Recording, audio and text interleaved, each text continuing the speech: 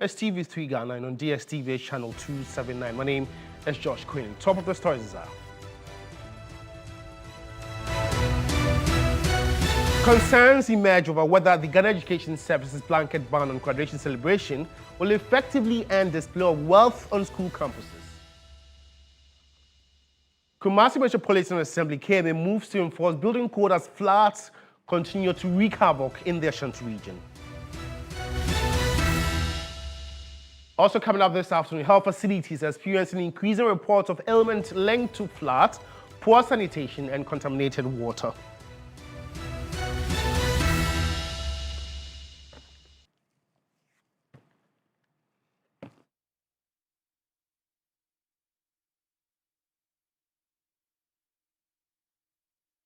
We have details of these headlines and many others coming up in the next 60 minutes. If you spend your time with me, we also want to hear from you. We are active on Facebook, STV3 Ghana. Now the news begins. And this developing story, the Ministry of Education yesterday announced the immediate suspension of all senior high school graduation ceremonies across Ghana, following growing concerns over what it describes as excessive displays of wealth and flamboyance during such events. The directive issued by the Minister for Education, Haruna Iddrisu, is expected to remain in force until existing guidelines governing graduation ceremonies are reviewed. Now, questions are already emerging whether this is the right approach to deal with the challenge at hand.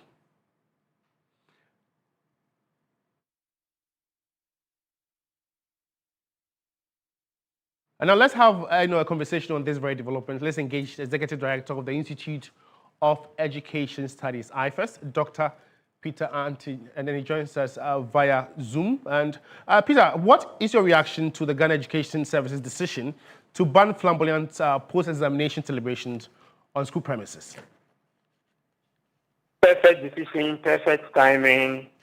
I think that the conversation was growing in the public space, the advocacy was intense, and the ministry and the service responsible for the sector have responded adequately. And I think that that is the way to go. When we realize that something is, coming up in a sector, we need to nip it in the bud before it grows to consume all of us. And I think that is exactly what the service has done.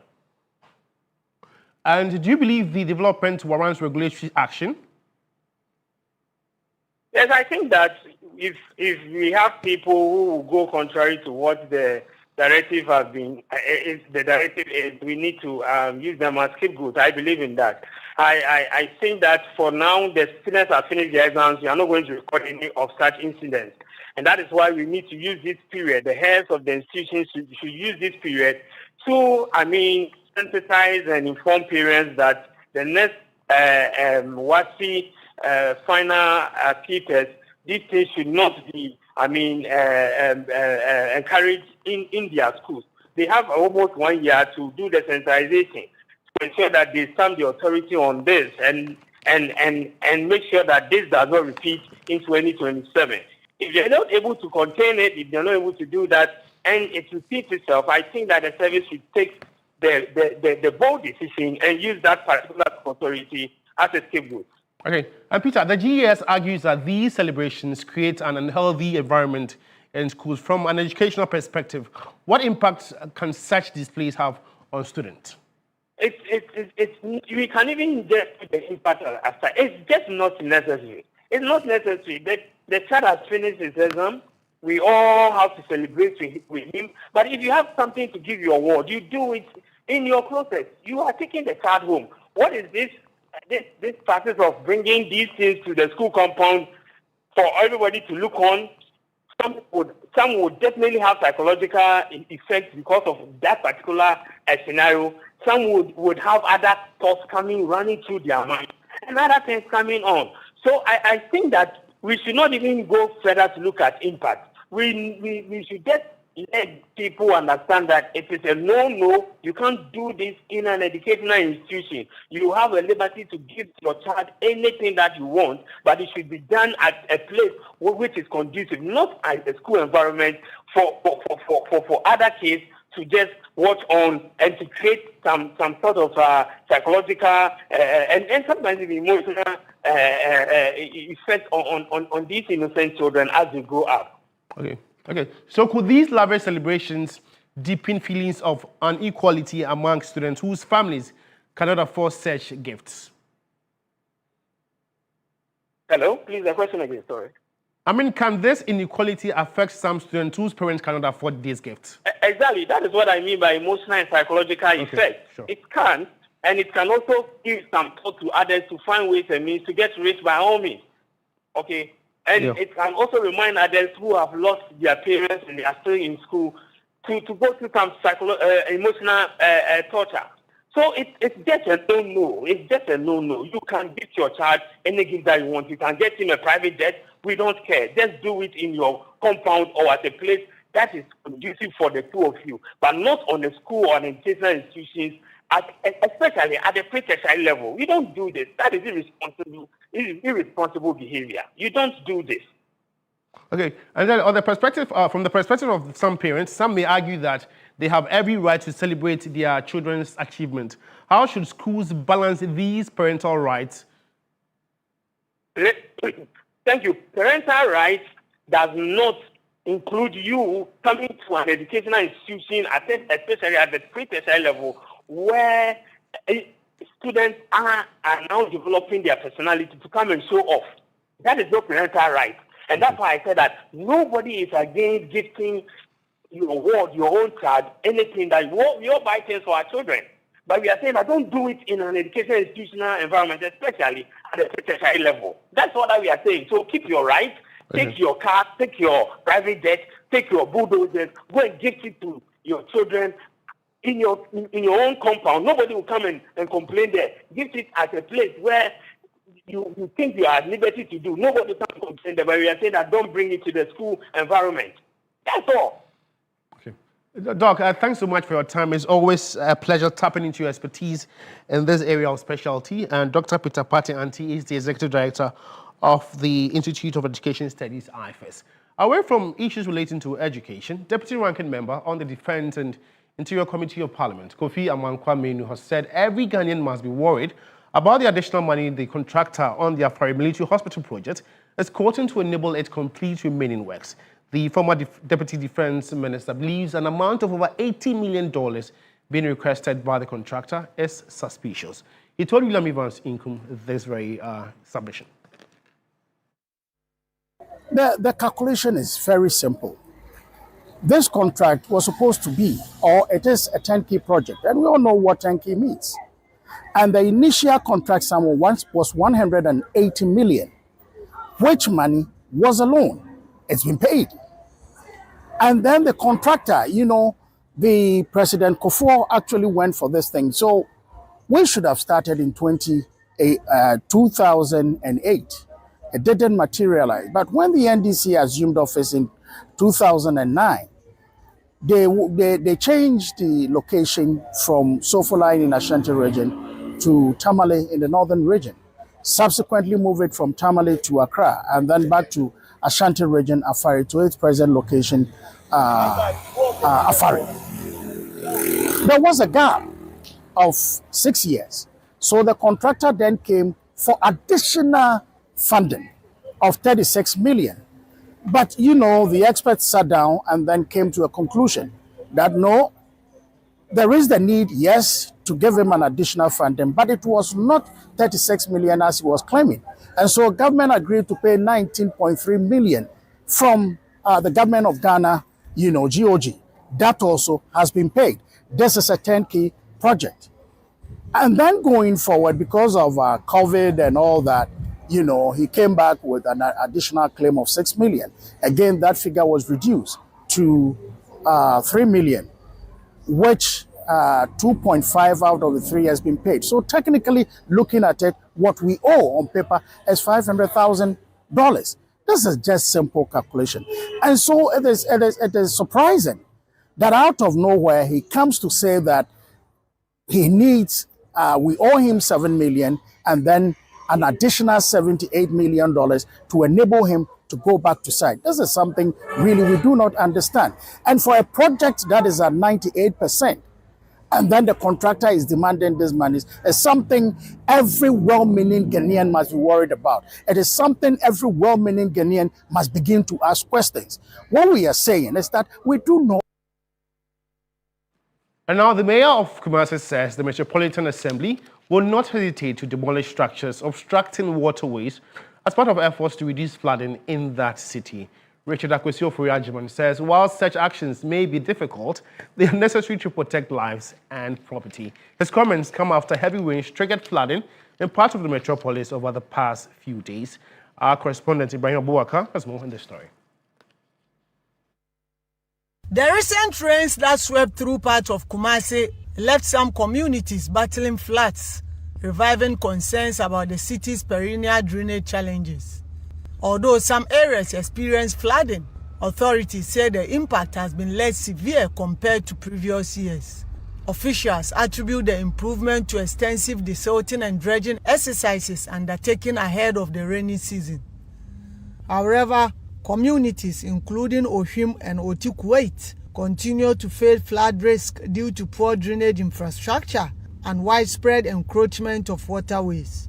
The Kumasi Metropolitan Assembly, together with neighboring assemblies such as Askwari-Mampon and Ofori-Krom, has intensified efforts to clear drains and remove structures obstructing the free flow of water. The mayor says the assembly is prepared to take tough decisions, including demolishing buildings situated on waterways to prevent future disasters. It's painful when you have to demolish somebody's lifetime investment. Nobody does that with excitement. Very, very painful. Sometimes you go and you see how they are wailing and the pain that they are going through. We are human beings, you feel it. You understand? But then we have to sacrifice them to protect thousands of lives and thousands of properties. The mayor also warned engineers and officials who approve development on waterways that they will be held accountable for their actions. The National Disaster Management Organization, NADMO, blames some engineers and planning officials for allowing development on wetlands and waterways, arguing that such actions have contributed significantly to the recurring flooding in the metropolis. If we have people building in wrong locations, it is not NADMO. You don't build with a permit. It's vested in the engineers and the heads of works departments in the districts. And they're supposed to go out in the field to see or take reports and take action. So if you have a master plan and that place is a land reserve, why should somebody build there? And if he is building, who should see it? Nature isn't careless. You block it, it will block you. With the peak of the rainy season still ahead, officials say a collective effort from residents, developers and city authorities will be critical in preventing future floods. Ibrahim Abubakar, TV3 News, Kumasi. Now, the rainy season, often welcomed for replenishing water sources and supporting agriculture, is also exposing a growing public health concern across Ghana. And the season is beginning to take a toll on public health, with health facilities across the country recording an increase in illnesses linked to contaminated water, poor sanitation, and flooding. Here's a report by Sarah Apagro. Health officials had earlier warned that heavy rains could lead to a rise in waterborne and vector-borne diseases, including diarrhea, cholera, typhoid, and malaria.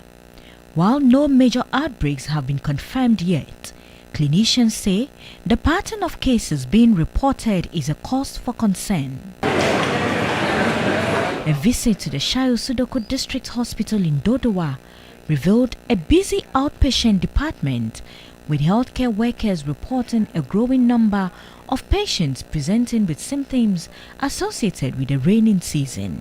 So they come with diarrhea, some come with vomiting in addition to the diarrhea. They may have abdominal cramps and then they have other symptoms as well. So we are seeing them at the OPD, and some come in bad states, so they have to be seen at the emergency where they have passed several stools, they are vomiting, they are very weak, they are dehydrated. And it cuts across all age groups. So if feces get into water bodies, as can happen when you have flooding of this sort that is going into wells and all kinds of water bodies. And these are the same sources of water for some of our folks.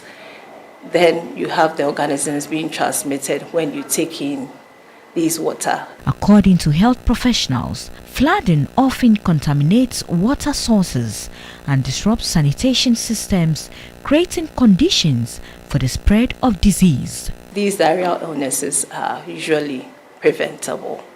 So you need to get good sources of water, safe water sources. So as it stands now, because of the flooding, there may be a lot of boreholes that are contaminated. So it's also important as a people to have ways to dispose of our waste regularly and not to throw them, into gutters. So we need, as a people, to be conscious of how we dispose of our waste. And we'd also urge authorities to help us in this regard, to enforce strict sanitation laws. The challenge is not limited to health facilities. In many communities, poor sanitation practices continue to heighten the risk of disease transmission during the rainy season. Residents of Busu and Noho in the Greater Accra region facing persistent sanitation challenges say they are aware of the health risks associated with poor waste disposal and stagnant water. However, they say they are constrained by inadequate infrastructure and limited waste management services. All the time I will complain, especially Ekoji will get a say any of your Bona I connect waste ke will get a say me P. Ni kenyum bone den chagbili okay will get a sami. This is not the first time you on a Sunday. We complain all the time, especially about the gutters. People have connected fecal matter waste into them. The refuse waste are also dumped by the roadside by the refuse collectors. Ona ni kenyum bone an kwale be a flood or shift be a flood in lebe serious ye be ene. Ona she who knows keji be ene flood in equal electric check from your loan. In this community, fine, we previously we were not having flood issues here, but at a point in time we started getting these flood issues. This is our era. I can tell you people to let AMA do have to allow people to come around and check the area very well, because if we talk, it will not hold. They'll even insult you. Health officials are therefore urging the public to drink safe water, maintain proper hygiene, clear choked drains, and seek early medical attention when symptoms occur. The rainy season is not only a test for emergency preparedness, but also a reminder that access to clean water and proper sanitation is the only defense against preventable diseases. Sarah Apenkro, TV3 News, Accra. Well, if you just tuned in, you're watching the Father's Day edition of Weekend Central here on TV3 with myself, George Queening. In more news this afternoon, 400,000 trees are being planted across the Bono East region to help prevent the resurgence of households getting destroyed by rainstorm. And this forms part of government's tree planting program, which aims to restore degraded lands, combat climate change, and improve local ecosystems. For many farming communities across the Bono East region, a heavy downpour is a source of destruction to livelihoods and properties. Since the start of this year, violent rainstorms have ripped through towns and villages, leaving a trail of collapsed buildings, torn-off roofs, and destroyed livelihoods. According to records from the National Disaster Management Organization, NADMO, the destruction has been staggering. An early February storm across Ateboamante municipality heavily damaged over 30 households and numerous schools. About a week after that destruction, a similar situation in Kamampe and its adjoining areas in the Kintampo North municipality destroyed about 150 households.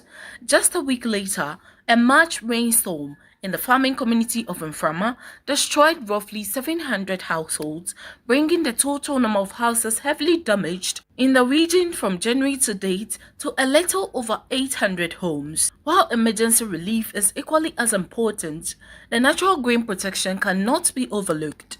By pushing to plant 400,000 seedlings across the Bono East region this month, the initiative aims to build a natural defense system that will protect these vulnerable communities in the long run. If you say we are na ebua ema ensutono. Nowadays, rainstorm destroys households and livelihoods. Initially, it wasn't like that. So let us embrace this initiative because we are the same people to benefit from it. It is a practical step towards restoring degraded lands, protecting our environment, creating green jobs, and building a more sustainable future for our communities. Beyond physical protection, the initiative focuses on economic restoration. His Excellency the President of the Republic of Ghana, John Dramani Mahama, has rightly championed the need to renew our relationship with nature and transform our forests into driving assets that support both economic growth and environmental sustainability. By transforming degraded lands back into thriving forests, the project is designed to create a stable green job for local youth, offering a sustainable alternative to the volatile farming cycles currently threatened by climate change. Belinda Tete, TV3 News, Bono East Region. This is Weekend Central, the Father's Day edition. We're going for our very first commercial break. We're back with more news. Stick and stay with us.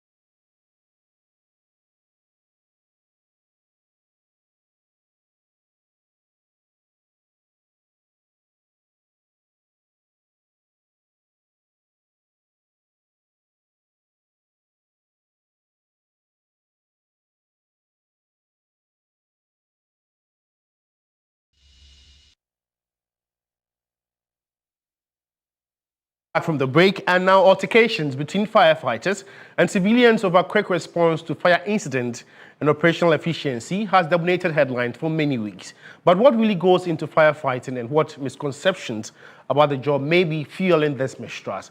My colleague Nura Mohammed spent a day taking us into the world of Ghana's firefighters in this special report.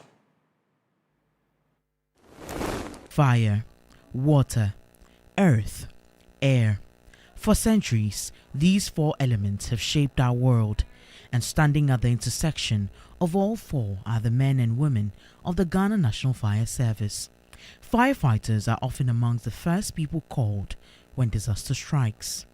Yet in recent months, some firefighters in Ghana have found themselves battling more than flames. At several fire scenes, tensions between firefighters and civilians have escalated into confrontations, raising questions about public understanding of emergency response operations. To better understand the realities of the job, I spent a day with firefighter Alex, following him from the start of his shift through the routines and responsibilities that prepare him and his colleagues for emergencies. The day begins long before any emergency call comes in. At the fire station, firefighters assemble for morning parade, receive briefings, and prepare themselves for whatever the day may bring. For Alex, every shift starts with one important task: preparation. Before a single fire call is received, every piece of equipment must be accounted for and inspected. We don't go to our fire scenes without our tools. So realize this is the first locker. This locker contains all the one of the hoses. It contains the hoses that we use. It is a routine repeated daily across fire stations nationwide. Then comes the waiting. For firefighters, an ordinary day can change in seconds. As we were still on tour, a call comes through. Information was gathered, the crew mobilized, and within moments, we were on the road. Hello, this is fire service. While many members of the public only see the final moments of a firefighting operation, there are protocols that guide every response. The first priority upon arrival is assessing the situation.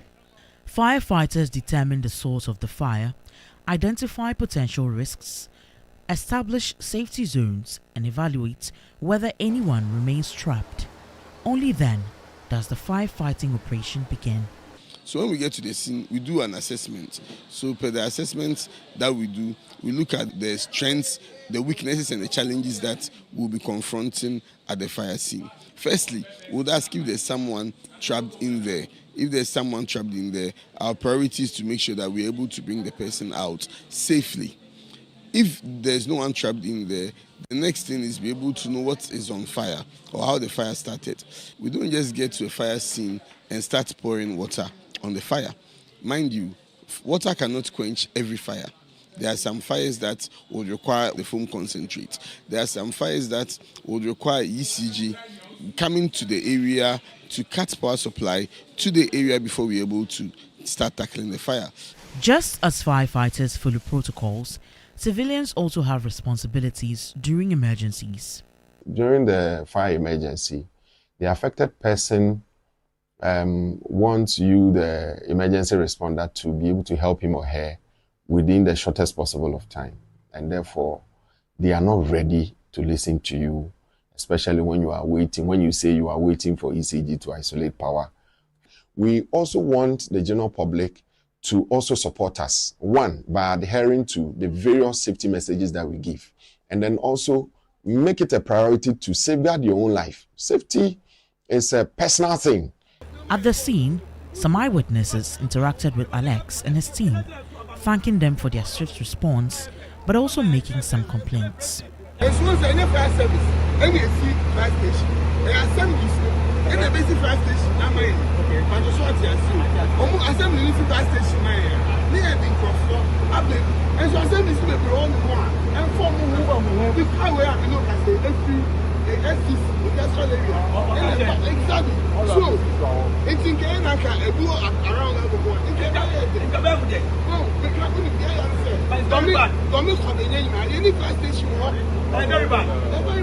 Another challenge lies beneath the streets. Fire hydrants, a critical source of water during emergencies, are sometimes inaccessible, faulty, or difficult to locate due to encroachment. It has never been the case that we would deploy a fire engine without water. We don't practice that because we don't have a lot of faith in a hydrant system.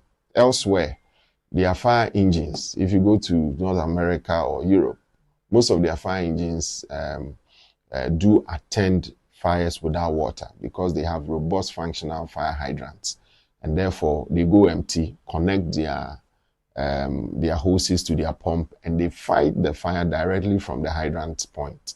An appeal was also made to the government for support. It's very unfortunate that I'm sure even in your capacity, you've not heard, it's been a while you heard donations being made to the Ghana National Fire Service. It's very sad. When our prominent people are having their birthdays, they go and donate to our brothers, forgetting that we are also there. If we even get one of those pickups, we can be able to convert these pickups into road traffic coalition or rapid intervention vehicle so that whenever there's a distress, we'll be able to get there on time. So please, our rich men, when you are donating to our sister services, remember us. I would also want to appeal to the corporate Ghana, individuals, and then philanthropists, in as much as we are a state institution which has to be fully funded by the state. I mean, as we wait on government to retool us, to provide us with the state-of-the-art equipment, what can we do as corporate Ghana, as individual, as entities that has the Ghana National Fire Service at heart? Despite these limitations, firefighters continue to answer every call. For Alex and his colleagues, the work goes beyond extinguishing flames. It is about protecting communities, often at personal risk. And while recent altercations between firefighters and civilians have made headlines, the solution may lie not in assigning blame, but in educating the masses. No, I haven't changed careers, at least not yet. And thankfully, nobody has asked me to climb a ladder or put out a fire today because that will be a different kind of emergency altogether. Firefighters say that their work is most effective when communities work with them and not against them. A few moments of cooperation can make the difference between a fire being contained and a disaster escalating. Firefighting is not a one-sided responsibility. It requires preparedness, public cooperation, government funding, and a shared understanding of the realities on the ground. Nura Mohammed, TV3 News, Accra.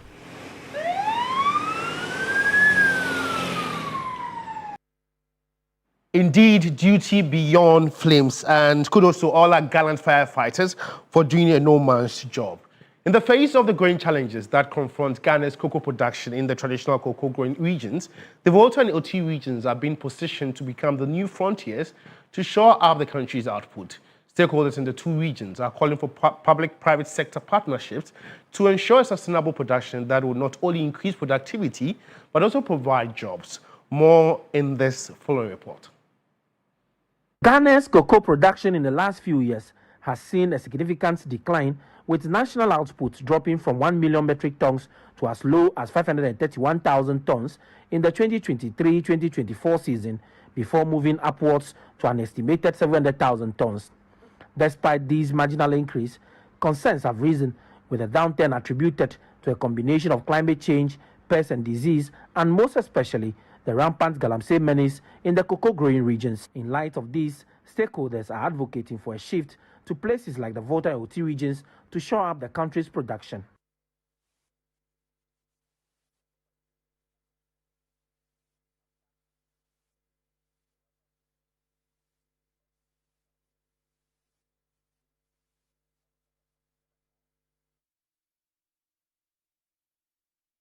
It is early morning in Katinga, a farming community in the Tolon district of the northern region. Within minutes, trucks are filled beyond capacity, not only with bags of maize, yam, livestock and other goods, but also with the traders themselves. Nadra Mohammed reports that traders risk their lives hanging on the overloaded trucks just to get to their various destinations. For many, sharing the same truck with their merchandise is not a choice, but the only transport they can afford. Amina has been using this truck for past decade. The reason why we are always in this car is because some of the goods that we come to school in car, except this. So that's why we are always in this car, because if you put some goods here and you go to board another car, they won't access. So unless it and the goods get even though we know it's risky, but we have been managing. Drivers insist they simply responding to the realities faced by their passengers. The reason why passengers and their goods to the market during market days is because they complain of lack of funds to pay for the transportation charge. And we sometimes overload the trucks because we need money to buy fuel the next day and to also leave some to cater for ourselves and for our family. But what begins as an effort to save money can end in tragedy. Mustafa knows this all too well. He survived a crash involving an overloaded truck that reportedly claimed about 5 lives. The memory of this incident still haunts him. So there was a car coming in front of us. So when the car was coming, our driver was overspeed. So he gave the car place to pass, not knowing that there was his own motoki parked around that side. So he was trying to dodge the motoki, he hit the motoki slow, then he branched inside the bush. That's what happened. Mustafa's story reflects a wider road safety challenge confronting Ghana. According to provisional figure from the National Road Safety Authority, the country recorded 14,743 road crashes in 2025, resulting into 2,949 deaths and 16,714 injuries, an increase over the previous year. The figures have renewed concern about dangerous road practice and the need for stronger enforcement and public education. Road safety experts warn that transporting passengers on truck loaded with heavy cargo can significantly increase the consequences of a crash by affecting vehicles' stability, braking and maneuverability. The planning manager at the National Road Safety Authority, Edmond Osei-Konedu, believes sustained public education and stricter compliance with transport regulations are critical to changing behavior. I think there should be an enforcement and the education should also go down. That's the two main things that we need to look at. And the third one is with regards to the road network to those rural areas. The Motor Traffic and Transport Department of the Ghana Police Service also acknowledges the problem. Superintendent Richard Odate says enforcement efforts are being intensified to discourage overloading and ensure drivers comply with road traffic laws. There are vehicles that are meant for carrying passengers and human beings, and there are vehicles that are made for carrying cargo and other materials. So if you see human beings and cargo boxed together in a vehicle, it is the doing of the individuals who are on the vehicle, i.e. the driver permitting them to be on that vehicle or be on that cargo, and then the passengers themselves failing to take their safety as a priority.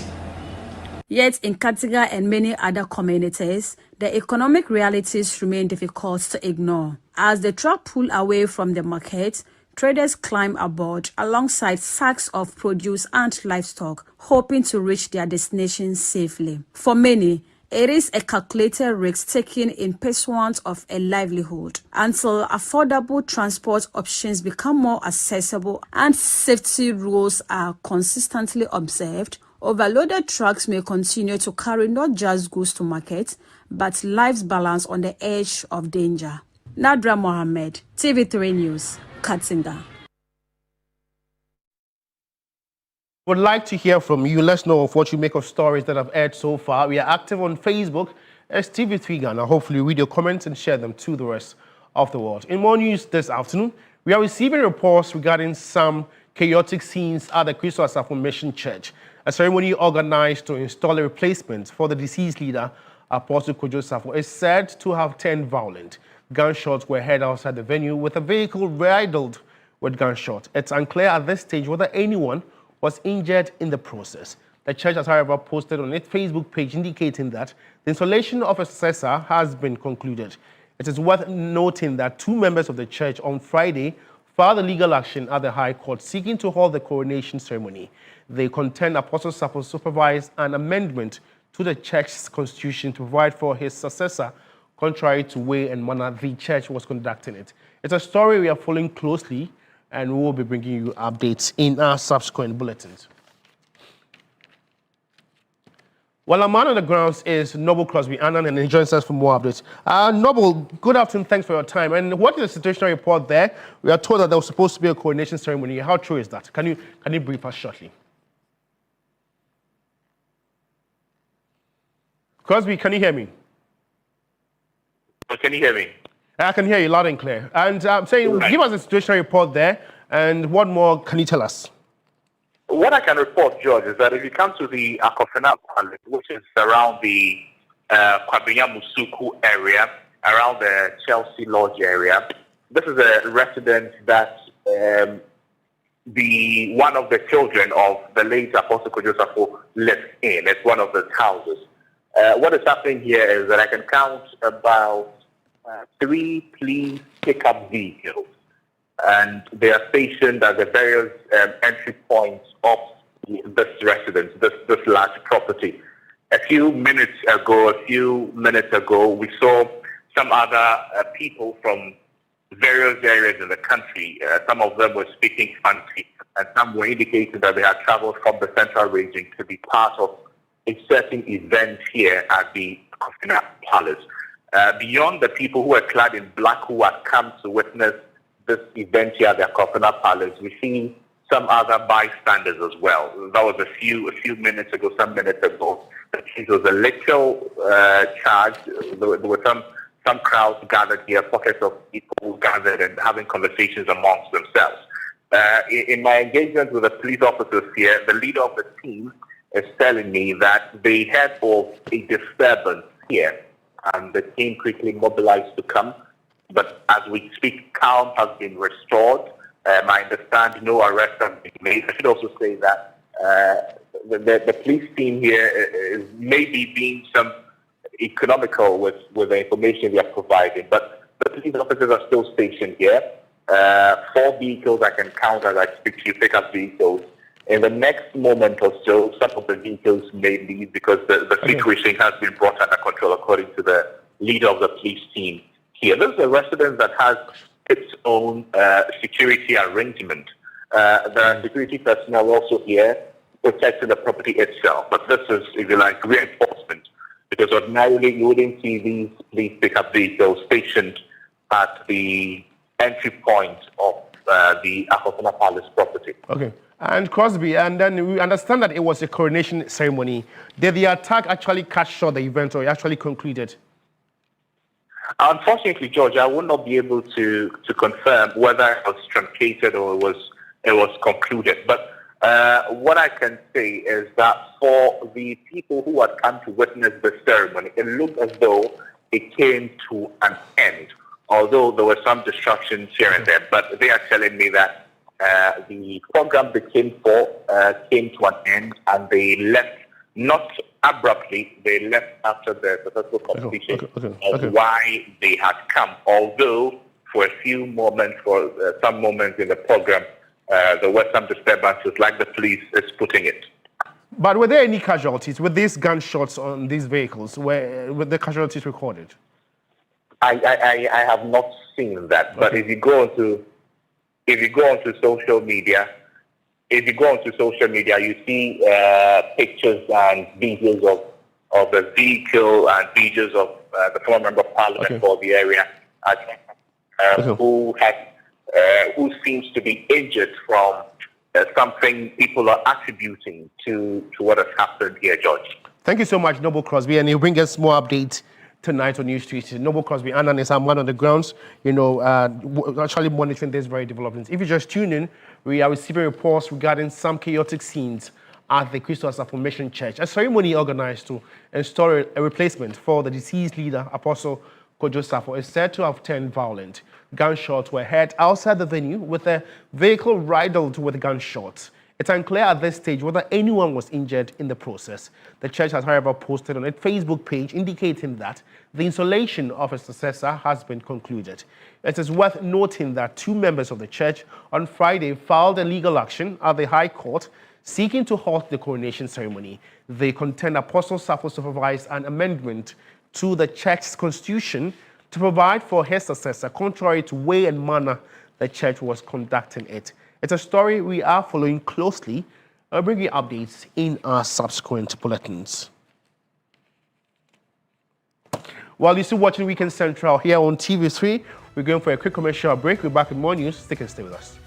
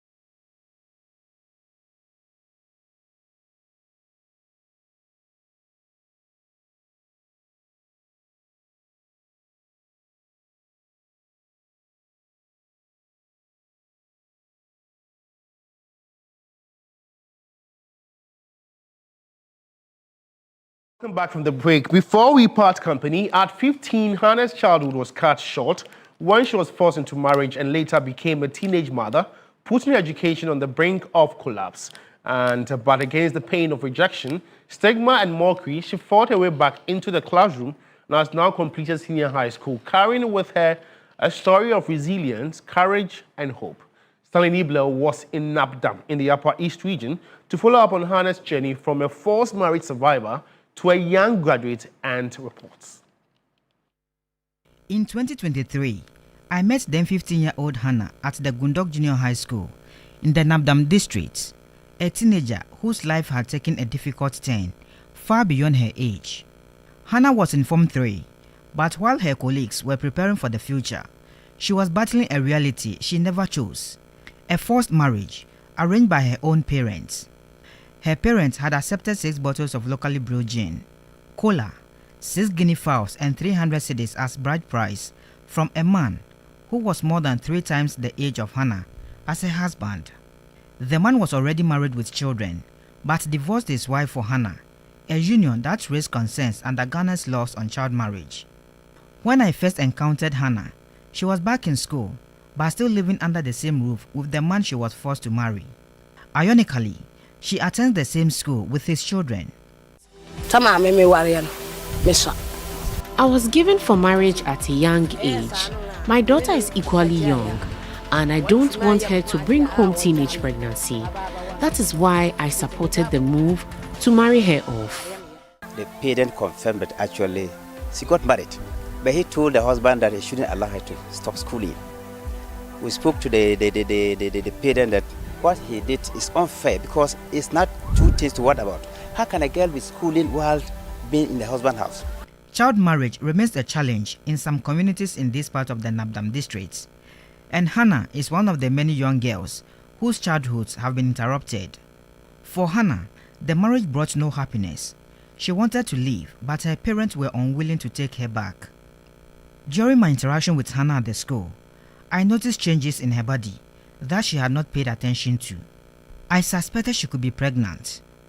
To confirm, I took her to a nearby community-based health planning and services CHIPS compound for a test. 5 minutes later, the result was ready. Hannah was pregnant. Her junior high school journey was suddenly threatened, but she refused to give up. In her class, she was joined by 2 other teenage expectant mothers, Veronica and Mary, who also delivered after writing the basic education certificate examination, leaving the education at a crossroads. For Hannah and Veronica, I sought admission to Congo Senior High School, the only second cycle institution in the Nabdam district, after the Ministry of Gender, Children and Social Protection intervened to dissolve the forced marriage. Mary also secured admission to Zuarungu Senior High School. Today, the 3 girls have completed senior high school after sitting for the West African Senior School Certificate Examination, WASSCE. I returned to meet Hannah and Veronica after their final paper. When I was in Form 1, it was difficult because every day riding bicycle to Koisek, it was not easy. But today I'm happy to complete Congo Senior High. And I want to thank you. God bless you. God will help you. They described the journey as difficult, but one worth fighting for. Now 18, Hannah recalls the emotional pain of being mocked by some colleagues whenever she left campus to breastfeed her daughter. It was not easy because I have to wake up early, bath, feed the child before coming to school. Every day I'll come late. And if I even come, they'll be laughing at me, thinking I'm a bad girl because the way it was, I was not feeling okay. But today that I'm complete, I'm happy. I was not thinking that the day will come so that I will also complete. But beyond the ridicule, she found strength to continue. A teacher who supported Hannah's admission explained to TV3 News how the young mother now uses her experience to inspire and educate her peers. I think she is one of those who even has turned as a counselor to her colleagues and even the juniors. Because there are more girls who have in her situations where she's able to give an advice on that. So she has turned herself to even be a counselor to those students. The headmaster, Martin Dito, also expressed satisfaction with the transformation in Hannah's life. Well, at the time you got here, Hannah was so happy that she was completing school today, and her friends who saw her predicament started pouring, powder on her because of the kind of height that she's getting. And she's full of hope that the future will be brighter for her. And I just want to use this opportunity to thank TV3 for at least intervening, because this is personality that can do much better for Mother Ghana. As final year boarding students left campus after completing their examinations, I followed Hannah home to meet her parents.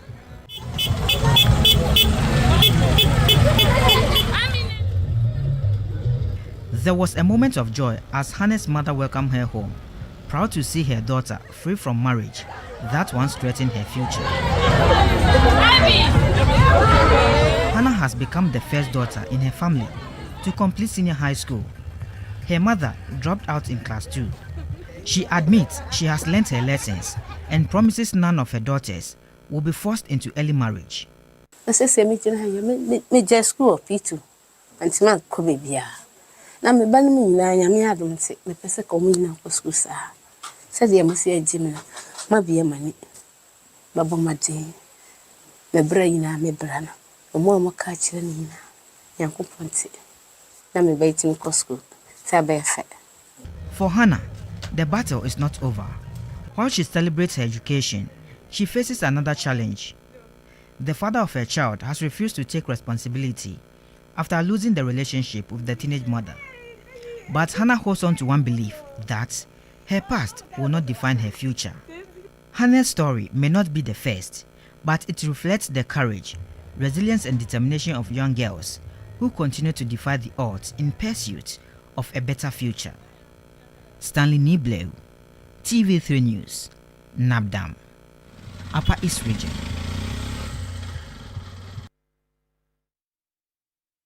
Well, that's all time will allow. Before we part company, let's honor the wish of one of our greatest fans, and she is Abigail J from GRA, and this is to the husband. Happy Father's Day. The kids and herself, we love you and cherish him. And also to all fathers across the country and potential ones, of course, and may your labor never be in vain. For more news updates, just log on to our website, s3news.com, and alternatively, join my colleagues at 7 News 360. Thanks for watching. Happy Father's Day. Good afternoon.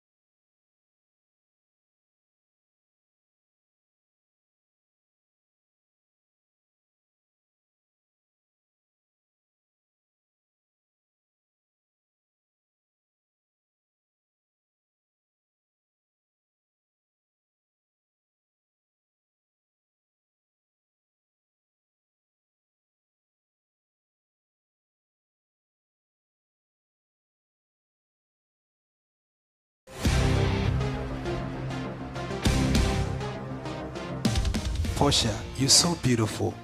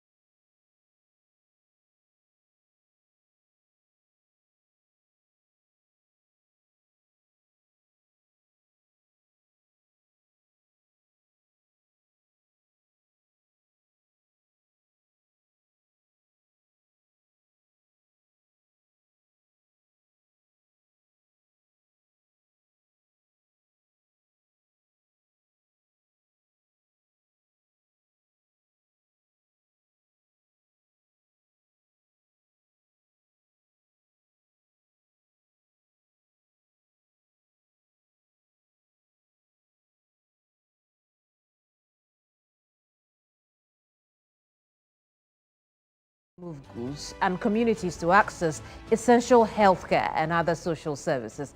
Against this backdrop came the District Road Improvement Program to equip local assemblies with the machinery and capacity to undertake routine road maintenance and improve the condition of roads within their jurisdictions. But that needle has barely moved.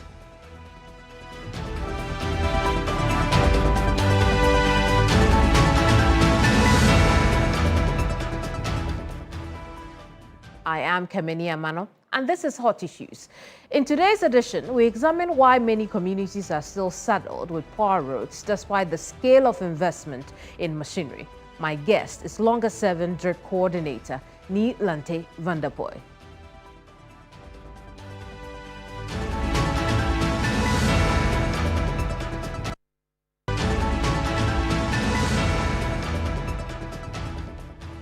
Honorable, you're welcome to Hot Issues. Thank you. Let's look at your time as DRIP National Coordinator. Rather short time. It's about what? But the best time in my life. Why do you say that? It got me opportunities to be able to interact with the ordinary people in our various constituencies and districts. Get me opportunity to be able to go to villages to see how difficult it is for them to access markets, school, health, I love those things because by the grace of God, I could have been in those small communities, harmless farmhouses. Because I used to walk 5 kilometers from the farm village to the town center to go to school. It was only by the grace of God Almighty that I had opportunity. I appreciated the fact that I had opportunity to say that this community, they used to spend 2 hours to be able to access the district capital. But today, through DRIP, they're able to do that in 15 minutes, in 30 minutes. How many of such communities A lot. exist today? A lot. A lot. I can tell you when you go to places like the Upper West region, Upper East region, Savannah region, Northern region, Western, North, Western, even Ashanti.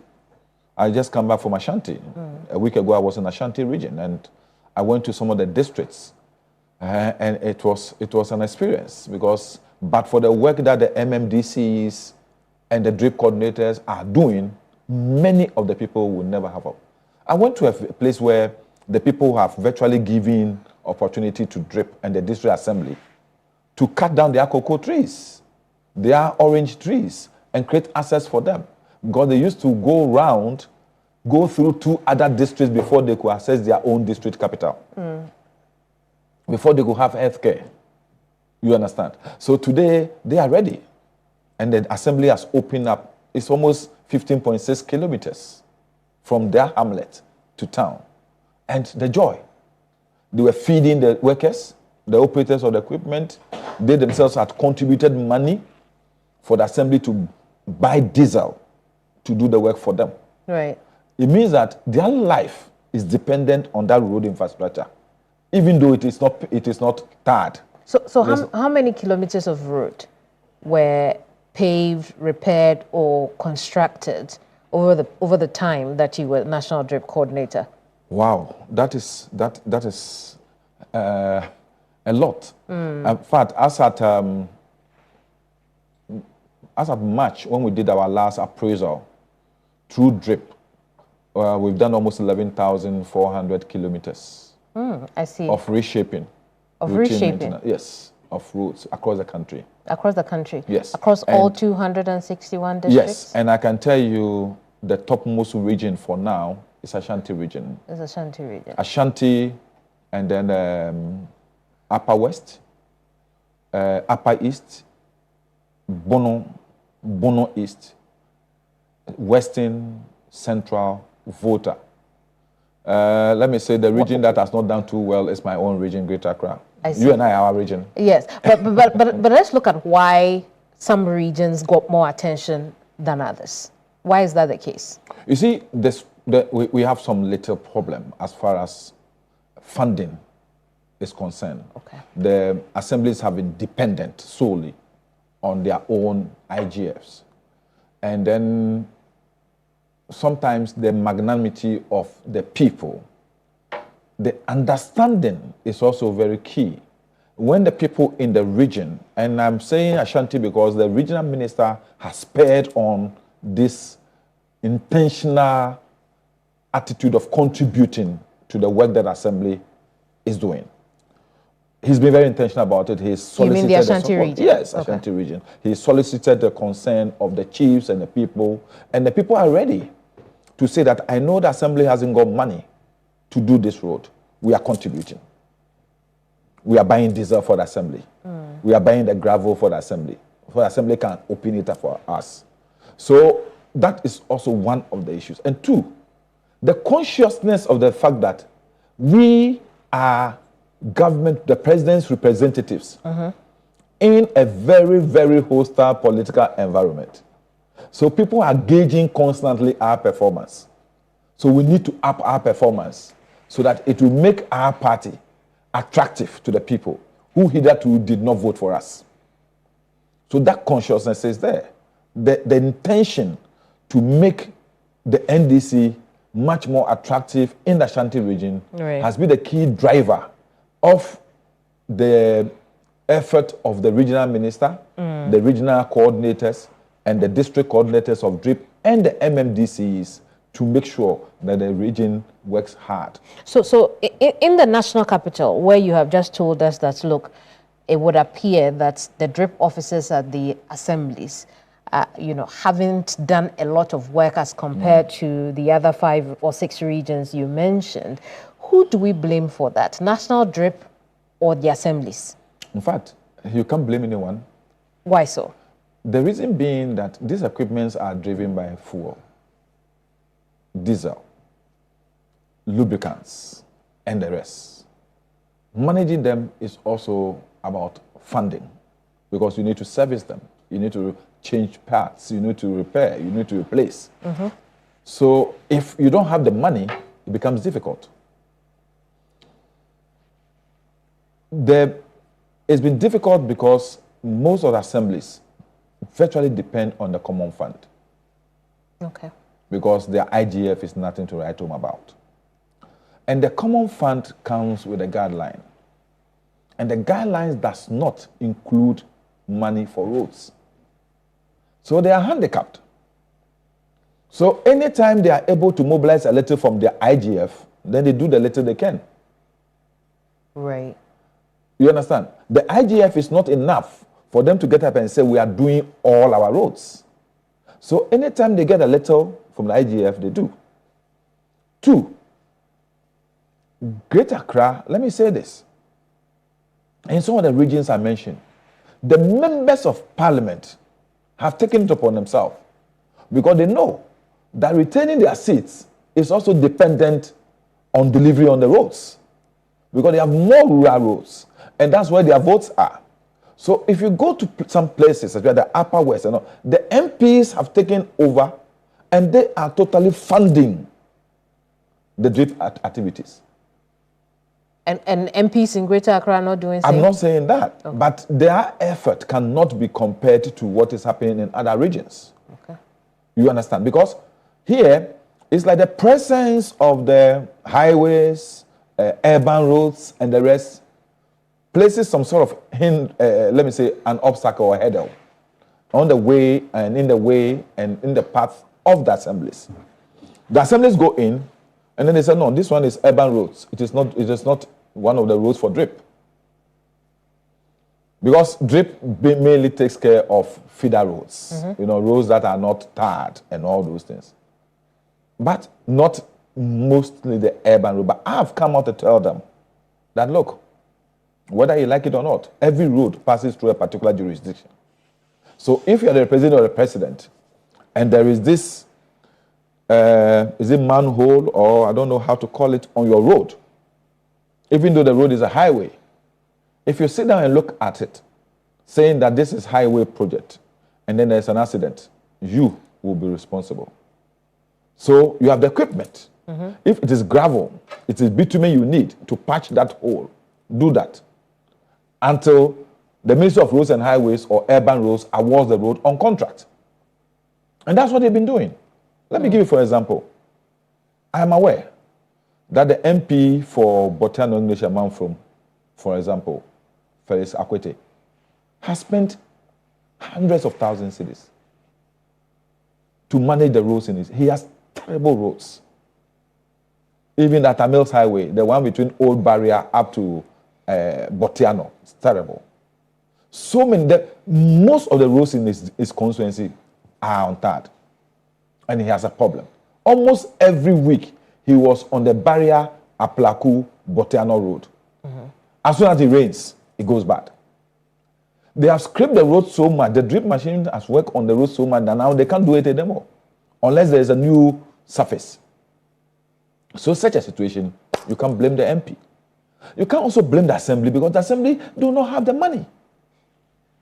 Very well. They are scared that if they should use any part of the common fund and it goes against the guidelines, they will be cited for misapplication. But my contention is that none of the MMDCs brought those roads from their family home. None of them on appointment came with those roads. All the roads are the legacies they've inherited as MMDCs. So if there's 20% for legacy in the common fund formula, they could use that money to do the roads. That's the education I'm giving them now. I see. Because they can't sit down and say we're waiting for money until it is prescribed that use this amount of money for roads. I will not do the roads. The roads are also legacies. So I mean, the legacies do not mean only that uncompleted school project or that uncompleted polyclinic. Makes sense. The roads are also legacies. So now all of them have begun to understand that they could use that money also to do the roads. So I'm hoping that immediately the rains ends, you will see a lot more action in the various districts because now they understand that they can use that money to do the roads. The issue of fuel for the equipment is very, crucial to the success of the program and also very challenging for the MMDCs, as you have, rightly explained. In fact, in Amasia West, we note that the district coordinating director has talked about how they use about 5 drums of diesel for about 2 or 3 hour job in their area. That's what he said, to media back then. It's not possible. It's not possible. 5 drums, you can't use 5 drums for 2 hours? For 2 or 3 hours. The full tank of, for example, the grader works for 8 hours. And that's about 3,580 cedis.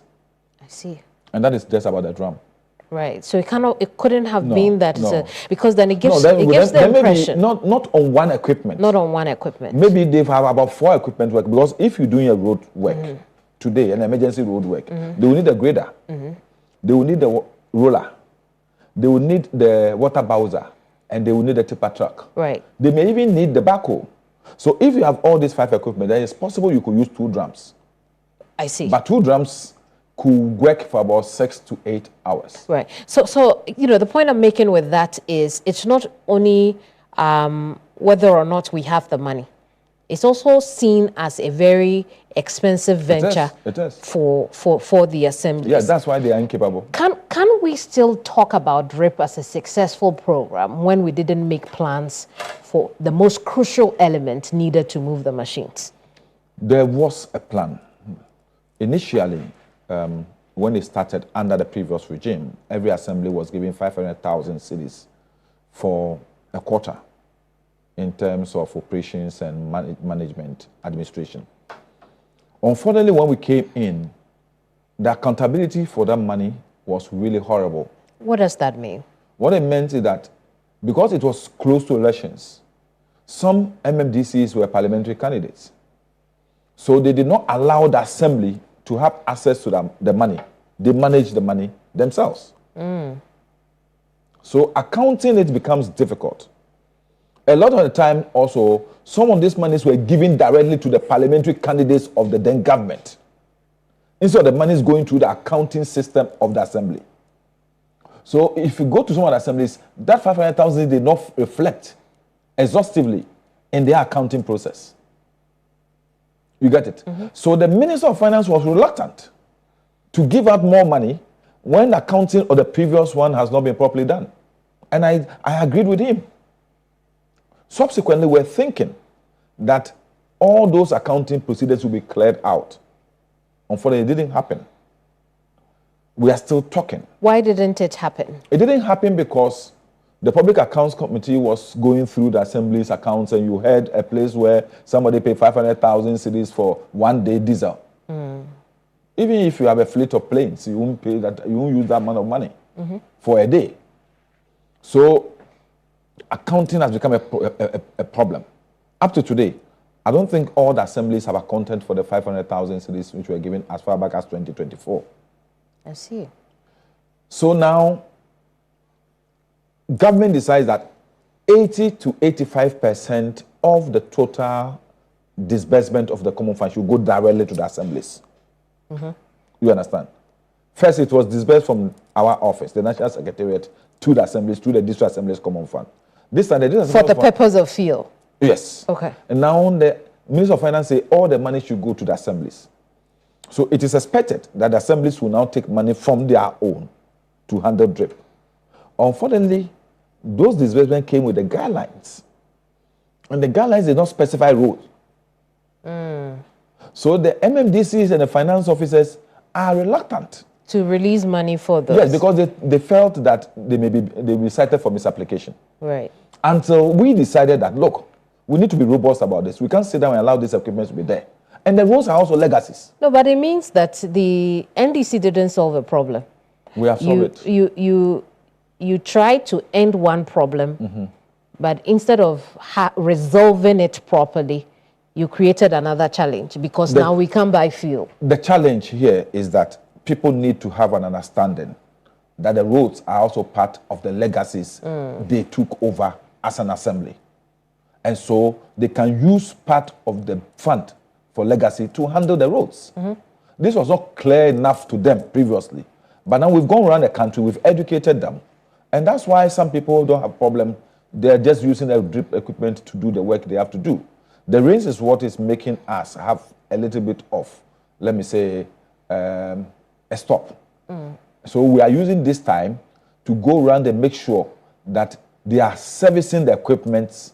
We are making sure that all the equipment go through the maintenance regime, the servicing regime, whether periodic maintenance or scheduled maintenance. So when the rains end, all the equipment will be set to now go back to the field and do what they have to do. So that is what you're doing during the rainy season? Yes.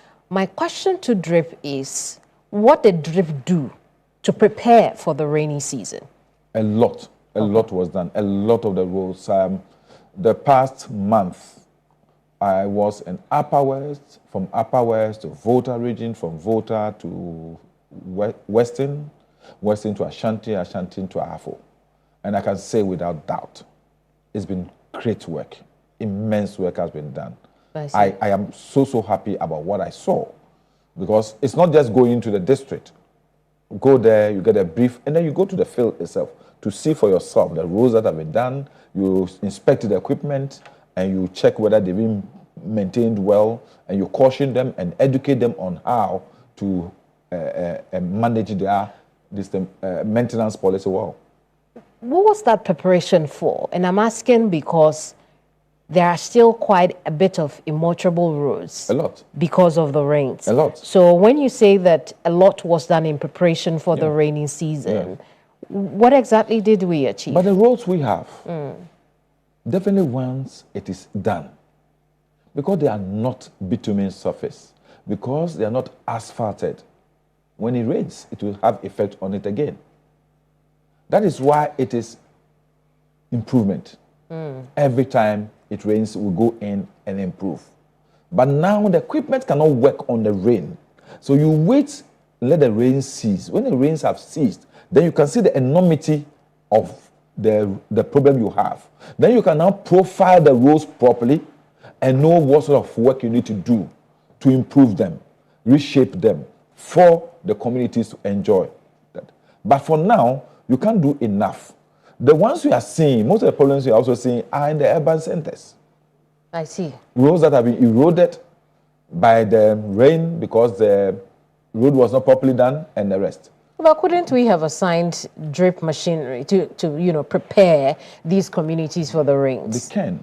They can, but the issue still boils down to one fact that some of those roads are not under drip. Some of them are urban roads, some of them are highways. Let me give you an example. But we have the machinery. Yes, we have. That could help repair some of these. You know, the roads. problem we're having is also one of these turf wars. Let me give you an example.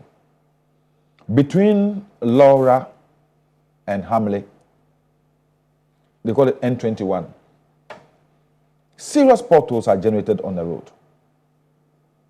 When I went to the assembly, I traveled on it. So when I got there, I said, MNDC, what are these potholes on your road? Can you do something? I said, look, when we tried to do it, the engineer said, no, this is highway project. So we have no, it is not our responsibility. Don't touch it. Wow. I said, please, you know something? Don't allow them to put you into trouble. The insults on a radio station will not be referred to the highways director or the engineer. It's you and our government. Tomorrow, get your equipment ready. Go for some gravel. Go for some chippings. Go and buy bitumen. Move there and patch those holes. Anytime the highways people are ready, they should come and award it on contract. We don't award contract. You understand? But sometimes people intentionally will want those potholes to become bigger so they can award contracts and get no coffee. You understand? So when you want to touch it, they say, no, it is not your responsibility. This is urban roads. This is highways. But when something happens, it's the assembly that will suffer for it. So I've urged all MMDCs not to listen to those things. When you have to fill the pothole, fill it and leave it. Because you have the equipment, you have a roller. All that you need is the chippings and the bitumen. Go and patch it and leave. Right. For example, there's this road between Wa and Wachau. It's a highway, but it hasn't got bitumen on it. It hasn't got asphalt on it. Then the bridge broke in. So all buses moving from Wa to Kumasi were stuck. And then we got there. The DCE says, the highways engineer said they should wait. They are going to do estimate and bring a contractor. My sister, when would that road be repaired if it's going to go through this bureaucracy? Within 24 hours, we use the drip equipment with the support of Honorable Peter Tobu, the MP for Wa West. We were able to restore the road and the buses moved. That is the emergency work drip can do.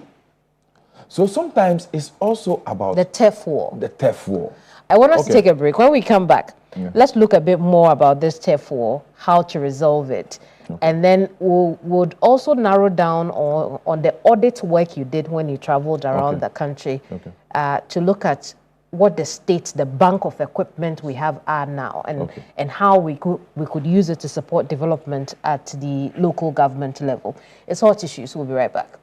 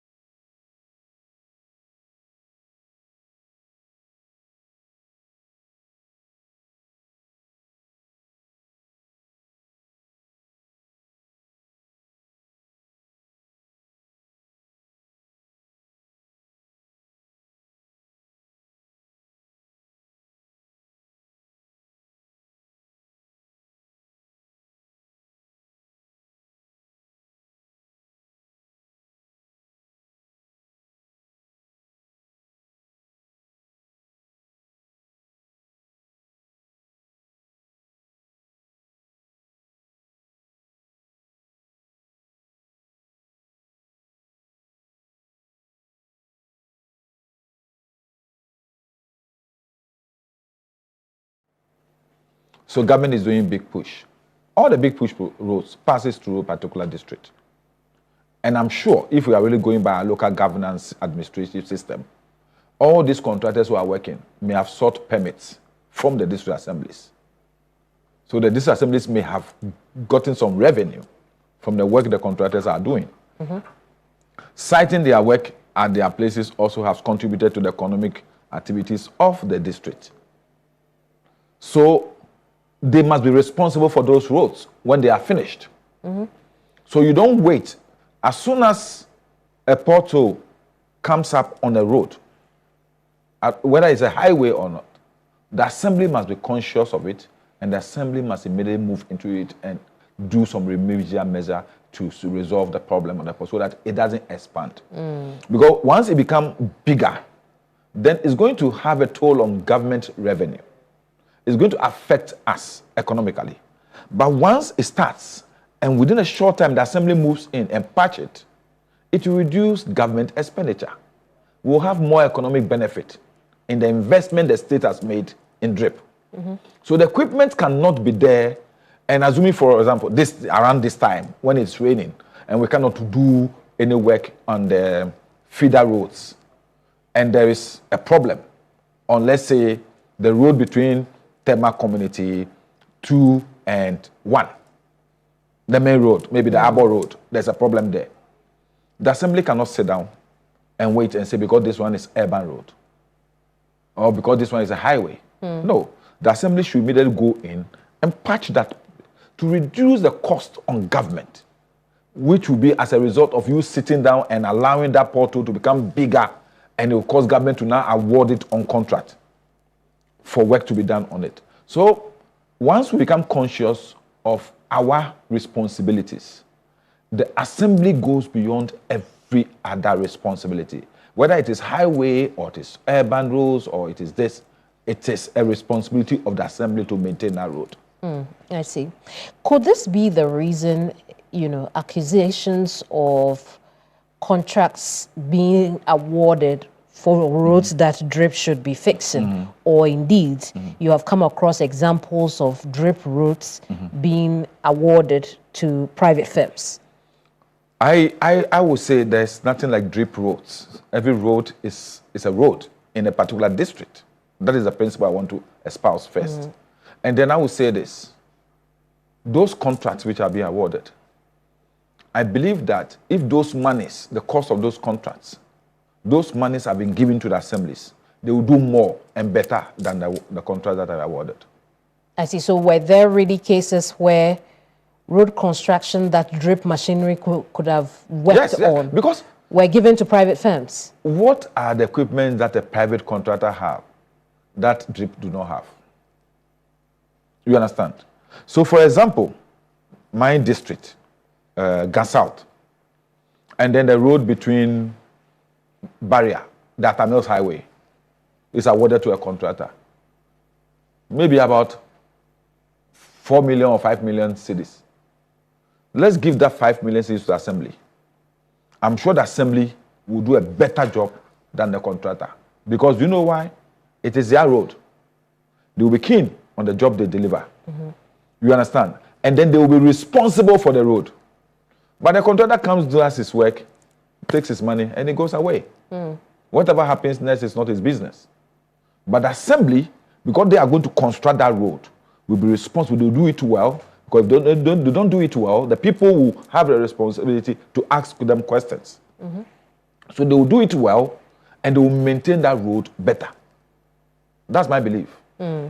That if we really believe in decentralization, then those small roads should be given to the assemblies and let the assemblies work on it themselves. And then they have the money so that they will now be able to utilize the machines and be able to get the benefits of the machine for the people in whose interest government did this investment. I see.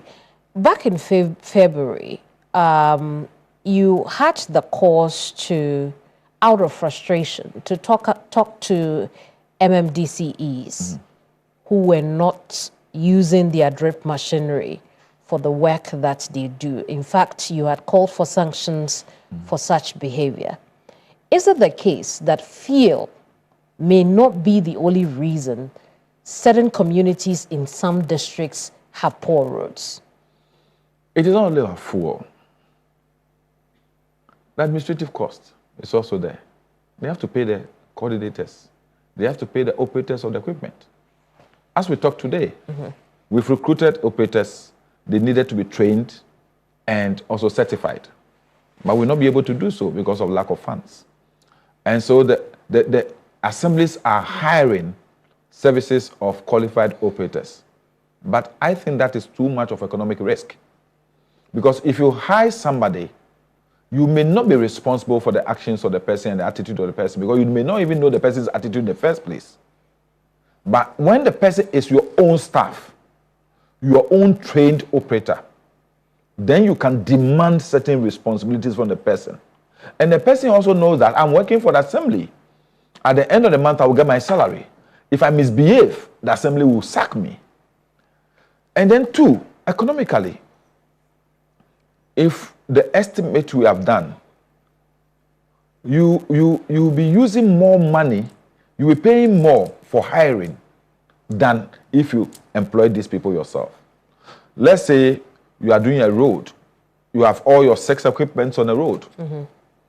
So 6 operators, each of them will collect 500 cedis a day. Assuming they are on the road for 10 days, how much is it? A day will be 500 cedis times 6 is 3,000. Times 10, 30,000. 10 days, 30,000. If you have your own staff, 30,000 could pay the 14 of them. Because each assembly should have 14 operators. The 14 of them, the 30,000 could pay the 14 of them their salaries for the month. So they will have worked for a month, and you'll be spending the same amount of money on them as you'll be spending on somebody you hired for 10 days. So I take it as nobody's been sanctioned yet for not putting the machinery to use. No, there's no assembly that is not. That is not. Some of them are not using it appropriately. What does that Let mean? me say, for example, AMA. Because they think they don't have need for any serious roads. They are not having any problem with roads. So they're using equipment to collect refuse. The equipment are not meant to collect refuse. Right. You understand? They're using equipment. Every evening you see them using equipment to collect refuse. Maybe that's the problem they have. I have cautioned them. I've seized the keys before. But sometimes I sit down and also look at the consequence of my action. That if they don't clear this refuse in the morning, all this will be at the front of people's shops. Or there could be an epidemic the next day. So then we relax and allow them to clear the refuse. But consistently, they've been abusing that privilege we give them. And so I have come up with a contention. Before I left office, my deputy, I've now given the instructions, part of the, let me say, some of the key indicators I gave to him going forward. If AMA, for example, AMA has triple the equipment. AMA has equipment for Ablekuma South, Odododio, Okankwe South. Ghana Central need equipment because they have bad roads. Ponkatamanso need equipment. They have bad roads. I've told my deputy, who has now taken over, acting national coordinator, to take 2 of the equipment from AMA, 2 of each. One to Ghana Central and one to Ponkatamanso, so they can augment the ones that are there, because the ones that are there, they are overwhelmed by the number of bad roads they have in the area. But even in Accra, we do have some pretty poor potholed roads that drip machinery could be filling. Oh, yeah. The last time, for example, Ablekuma North, the MCE used the drip equipment to fill the potholes that are generated at the, what do you call it, Asore Down traffic light. But the rains have again made it worse. So when the rains end, I'm sure he will go back and fix that. And fix it. But you know, the issue of repurposing is what I want us to talk about now, because the district road improvement program has a very interesting yet parallel relationship with the floods we're seeing today. Yes. In what ways could that program have been used to help out have been used to mitigate some of the floods we're seeing in our communities? My sister, the truth of the matter is the fact that if the roads are not, let me say, properly done, definitely, whatever be the level of rains, you have some problems. You understand? There's also issue of engineering. Let me give you an example. The road I talk about in Botenonge Shaman from Ogan South, between Barrier, Aplaku, New Aplaku, Old Aplaku, Botiano, going. That road. I don't know who engineered the road. You have a road situating between two hilly areas. So when it rains, whether you like it or not, the force of the water from the topmost part will wash off the road. But that the road has been done. Look at the Accra from, let me say, Malam Junction to Kaswa. It's terrible now. I remember I asked this question in Parliament. I said, until we solve the problem of the degradation happening at the hills, the Tuba Hills, there is no way the mudslide will stop. I saw them doing something there. I'm not an engineer. They said they were building a dock or something. They did. Within a month, it's silted. So go and see it today. Half of the road is gone. The N1, half is gone. So now the inbound vehicles are being forced to share the outbound road. Right. It's just a matter of engineering. Between the West Hills Mall and the old Barrier traffic light, it's a disaster. It's a disaster. So sometimes it's also engineering, and it goes beyond the capacity of the assemblies. The assemblies don't have money. The assemblies don't have the money to do this. Well, I mean, you know, when I talked about repurpose, I mean, you're a well-traveled man. Yes. You know that when winter is coming, metro offices put salt on the roads to prepare for winter. And so, or even on very bad days, right? And so you'd expect that an assembly that has equipment that they know that they can desilt with to help prevent unnecessary floods or preventable floods, they will start to put some of those equipment to use, which is why I said that the drip has a very interesting yet parallel relationship with the floods. So it is our assemblies that are not working well with your office to ensure that some of these things happen, correct? When the floods happen, I saw almost 6 assemblies virtually using drip equipment to handle it. My question is, how did they happen in the first place? It is not the drip coordinator who should tell the man who is going to build in a waterway not to build. There's an engineer. How did the man get the permit to build in that waterway in the first place? How? Because before anybody builds, he has 2 permits to take from an assembly, the development permit and the building permit. How did the person, like what is happening at Blakuma West, how did that guy, is it Kobe Mensah or something, get the permit to build that huge place and cause flooding in that area, to the extent that the flood situation had to be worse enough to cause the MP, Reverend Kwakwadu, and Assembly to now use the drip equipment and go and demolish all that building? How did it happen in the first place? How can somebody even build in a waterway in the first place if our laws are working? If our engineers who are being paid every month are doing their work properly? How? It beats my imagination. Right. You don't have to have drip in order to resolve that. The flooding being caused in the system is not just about desilting. It's also about people building in unauthorized places. True. So if we want to resolve, then we should go back to the issue of engineering. We should go back to our issue of our spatial planning. We have a spatial planning policy. How are we respecting that policy? How are we making sure that that policy works in the various MMDAs? How are we making sure that the regulations that lead to construction, building, development, and the rest are respected? If we are able to take care of all this, DRIP will only go in and make sure that the little problems that are created as a result of maybe portals or this and this are done. But I don't know what the parallel relationship I would say is that we are readily available. The equipment belongs to the assemblies. So at any point in time, they think that somebody is the cause of a flooding. They should just use the equipment and demolish the building. Very well. I want us to look at a few numbers and then we'll come to issues around your chairmanship bid, right? One of those numbers would be how many machinery we have in the system today. 2,286.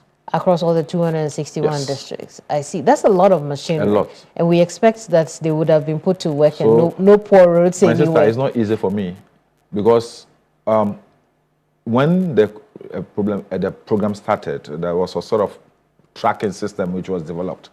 Within 6 months, it's expired. And because we didn't have a budget, we would not be able to retrofit the tracking system. Right. So now we are using human. So we have to be traveling around the country all the time to monitor and inspect the use of the equipment. It's I a see. bit tiring. When you say you didn't have the budget to resume that tracking system, Yes. how do you mean? DRIP, we didn't have a budget. We're not covered in the national budget. I see. Yes, so we didn't have the funds to be able to get the tracking system back. We tried to develop one that the person did for us on pilot. If I have my phone, I can show you. As I sit here today, I can demobilize an equipment anywhere That in the is country. being used. Yeah, but that one too, we all now have to pay for a subscription.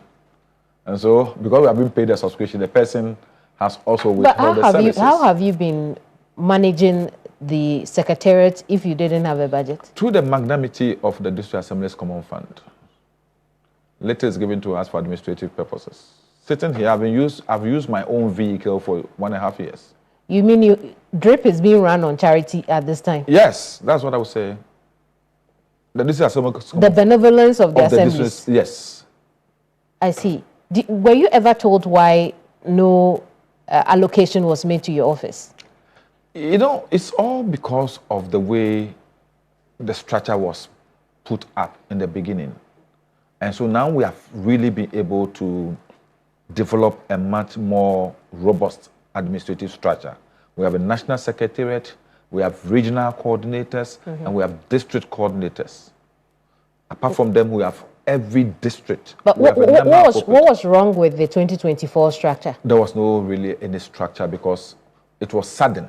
Well, DRIP was put together in a haste. Right. You understand? Because just around the time the elections came you know, up, so true. it was.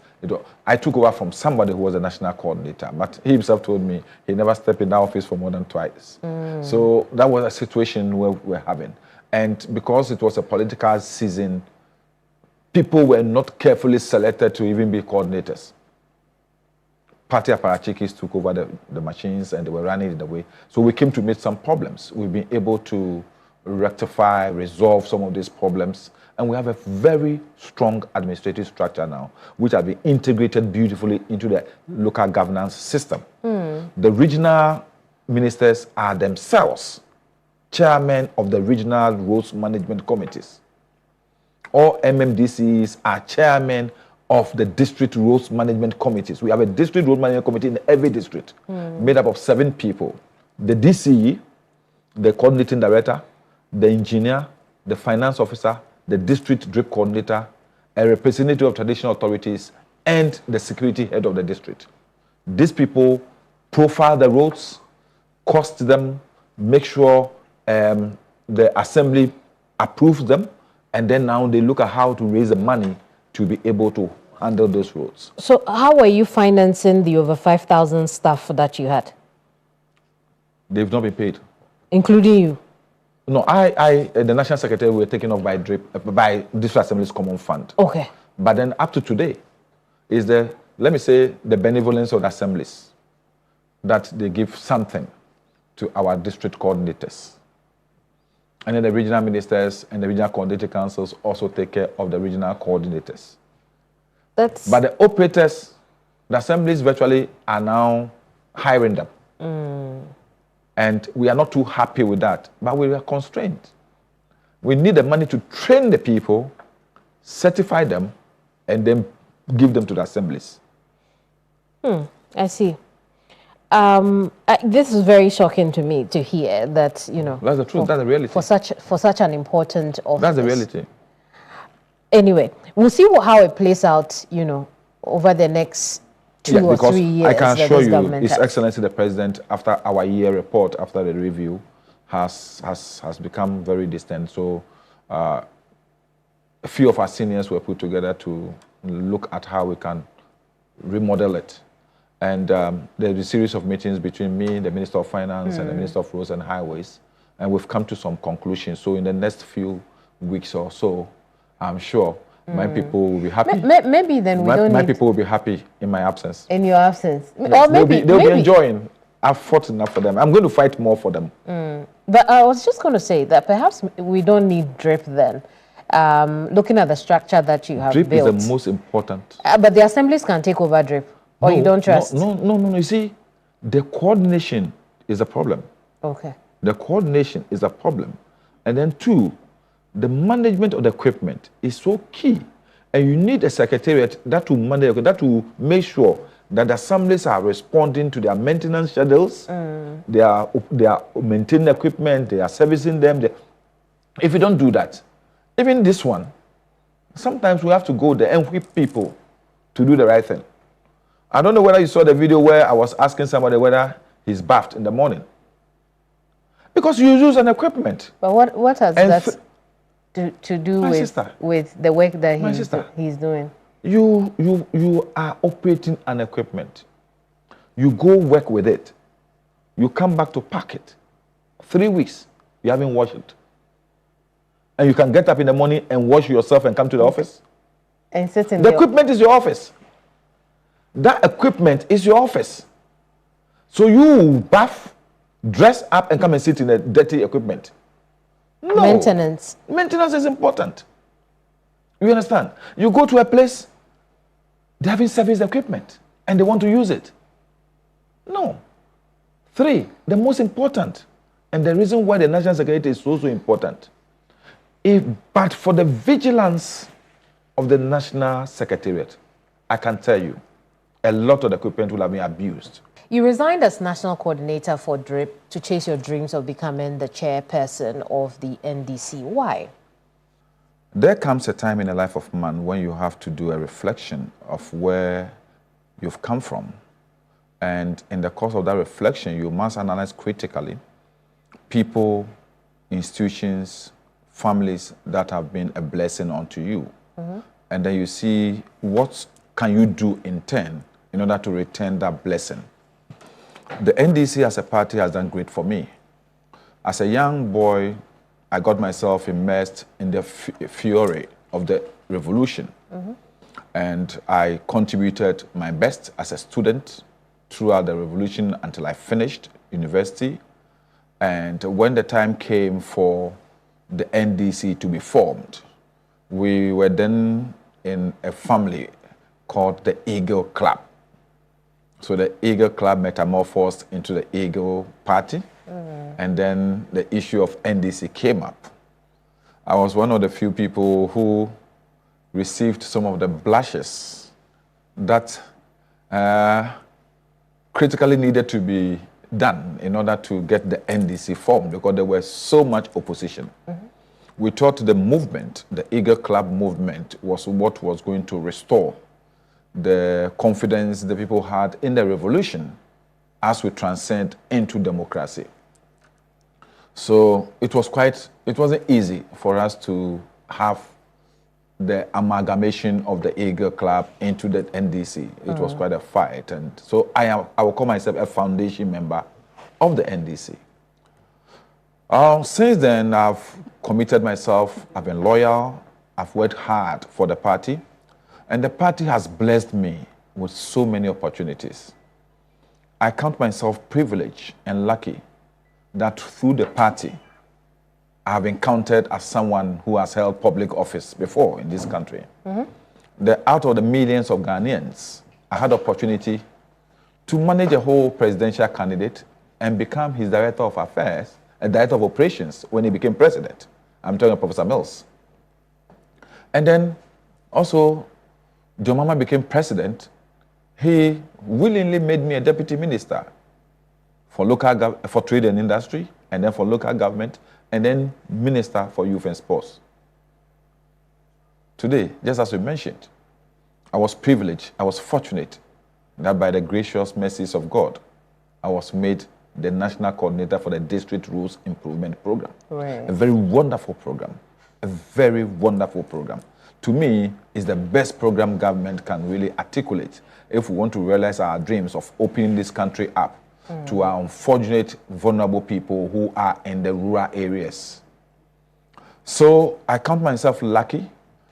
So leaving Parliament, I felt that I have not given the NDC that much as compared to even after all these. Yes, I believe the NDC has given me more than I have given the NDC. And I have gained so much experience, knowledge, expertise, that I need to put it at the doorstep of the NDC. So as a child, I have grown to appreciate that you are blessed, that you may be a blessing unto others. So if the NDC, through the NDC, have been blessed to have gained so much knowledge, experience, and all, I need to give something back to the NDC. And by giving back, you become the chairperson of the party. Yes, I want to put all those experiences, knowledge, and expertise at the disposal of the party, lead the party through a different level of reform and transformation. You have been quoted as saying that if Chairman Asiedu Nketia does not run for chairmanship again, then you will announce your bid. So by this, we can conclude that Chairman Nketia is not going again. Well, for now, it's not official. Okay. But from the intelligence we are gathering, Right. it's possible he will not run as national chairman again. And that's why I'm very confident that I will be the national chairman for the party come December. By that statement, we can also conclude that you endorse the leadership of Chairman Asiedu Nketia.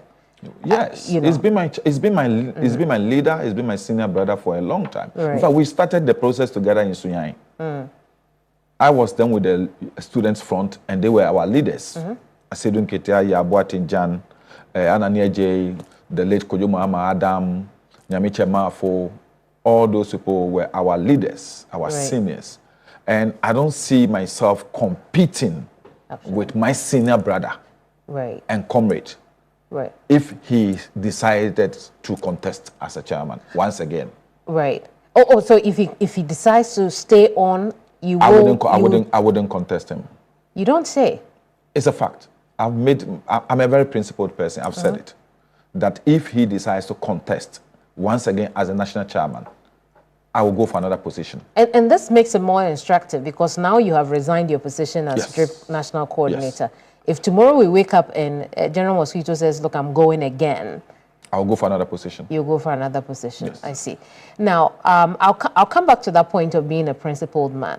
But I want us to deal with the issue of, okay, you're somebody I could say looks up to General Mosquito. Yeah. As a leader of your party, you endorse his leadership style. What will you be doing differently from him? A lot. Okay. A lot. Even though we all have our own, we are friends. We are definitely, you should know that even if the two of us sit in the same classroom and we are given a question, we'll answer the question differently.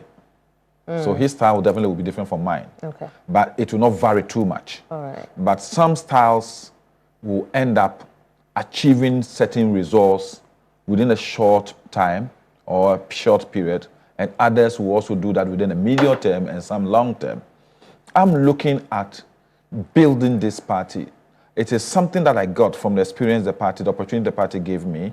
I've learned a lot. The party has taken me outside to be in schools that taught us party organization, party administration, party management.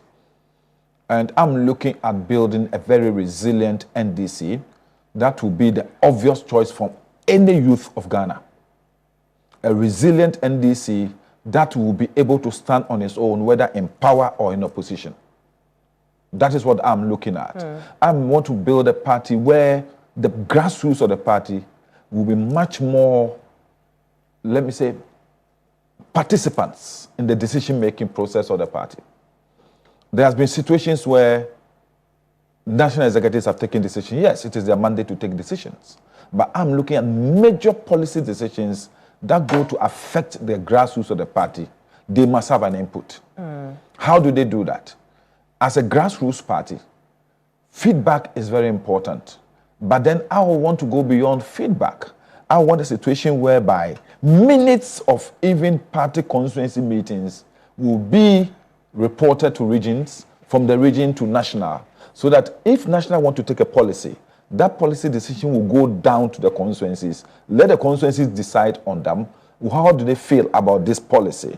Send their feedback to the region. The region will look at it also and then send it to national. So when national is taking a decision on that policy, it is a consummation of all the 276 constituencies, their view. We've had too many situations in the past where national meets, take a decision, and then festers it on the party. Right. Whether that decision will near to the benefit, the growth, the development of the party at the grassroots level or not, it doesn't really matter. I don't think that is the way NDC was structured to be built. NDC was structured to be a grassroots party, where the grassroots will be part of the participatory democracy of the party.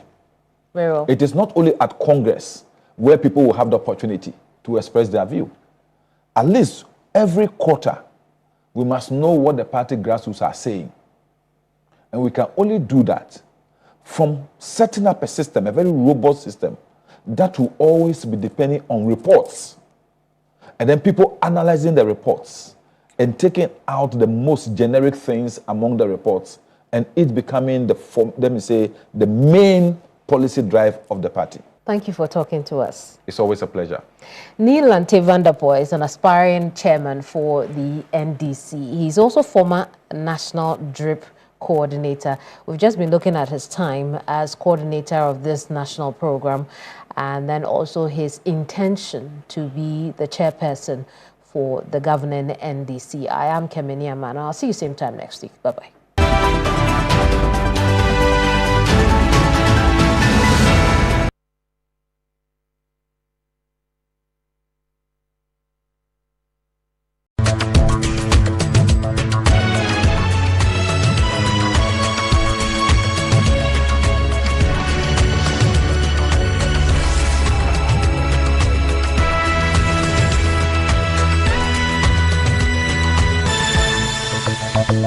La